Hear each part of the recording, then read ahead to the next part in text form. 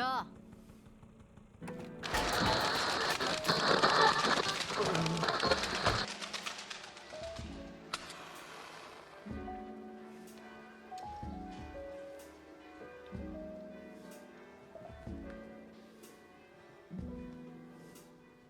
Dun, dun, dun, dun, dun, dun. Let's get back to Sherlock. Okay, what's this? Episode 2 of the hour and 30-minute long video. Jeez, I'm exhausted already. You can roll it. Shouldn't you address the comments? I know a lot of people have been posting comments about how you should finish the entire thing and then make a video on it, so that way you can actually. Yeah, I mean, that's, I guess, a good way of actually doing it. But again, my logic is to actually see it and respond to it at the same time, and I don't want to do was it like a 2-hour long, 3-hour long video on Sherlock rather than, I mean, just an 8-minute video would be 10 minutes at the most. You know, it's a lot of animation work. And I'm a lazy person.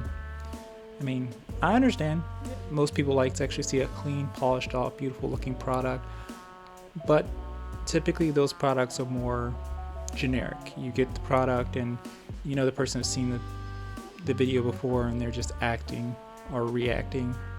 Is it acting or reacting? I don't know. It's one of the two. But I prefer to actually see the product and actually be able to react based on what I'm actually seeing at the time. That's the reason why, again, the first product wasn't the most polished thing ever. I probably said a lot of things that, no, I meant everything that I said. But there was probably a lot there that didn't come out clean as it possibly could be. But I was angry at the time, emotional, and I'm probably still going to be because I still haven't seen the next part. But let's get into that. Was there anything else? No, sounds about it. Let's get into it. Experience is scarring him and the murders that set up that episode's killer. See, it opens on Watson because historically Watson is the point of view from which the audience experiences Holmes. Watson is the one we actually relate to. We must first understand Watson to understand Holmes. Remember that, because this is the last time it ever happens on Sherlock.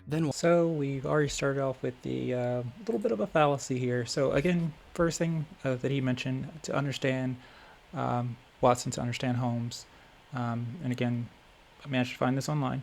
To understand the present tense, to actually understand the past tense. So again, if you understand something now, you can understand something that actually happened earlier in the scene. So if you actually end up looking at this video, and again, I hate to be tedious, in this video you can actually see something that's actually happened in the past tense, which is with Sherlock actually having a conversation with Watson about him enjoying danger, and this actually refers back to him actually meeting Mycroft, his brother, and again, the dangerous situation is like a big apparent. Off on this, you enjoy it. And I said dangerous, and here you are. The main thing I'm actually going after is throughout the series and throughout even this episode, there's multiple times that you have to understand Watson to understand Sherlock, and it happens a lot throughout the series. And all that. But, you could just phone me. On my phone. When one is So in this scene, you actually see Watson meet up with Mycroft for the first time, or the second time, and in the process of actually showing how he's prone to danger, just like the way Sherlock mentioned before that he's prone to danger. He enjoys it. It's something that he thrives on ever since the fact of the war. And this isn't even one of the first times that this happens throughout the series. It happens multiple times throughout the series. Not only for Watson, but for other characters as well. I believe for Mycroft, I believe in the 5th or 6th episode this managed to happen as well.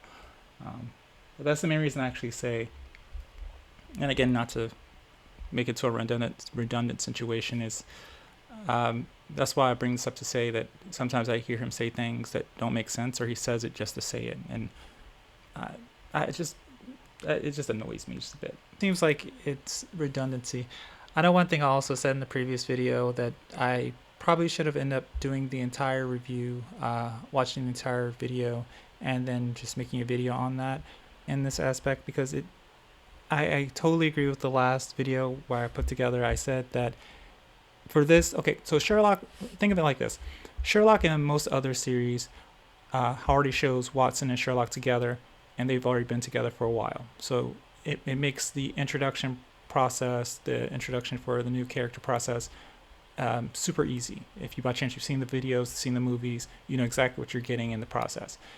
He also brought up that in previous books with Sherlock Holmes, you can actually already... Bravery is by far the kindest word for stupidity, don't you think?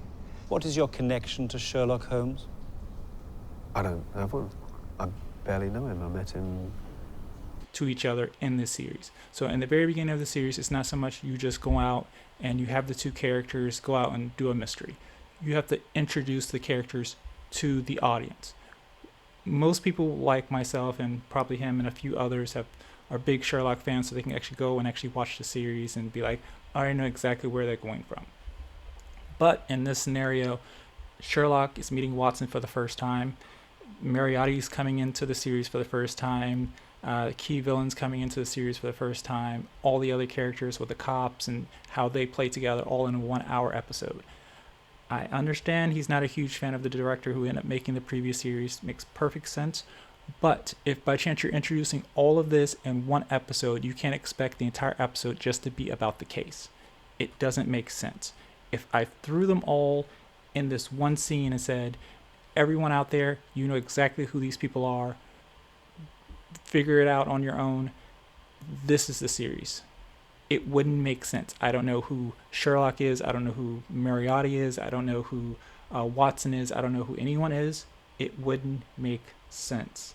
This is the reason why they introduce everyone the way they did, for it to make sense. Prize. But then this happens. The killer, the cab driver, shows up at Sherlock's place for unknown reasons, and then he just sort of... Look across the street, taxi. Stopped. Nobody getting in, nobody getting out. Why a taxi?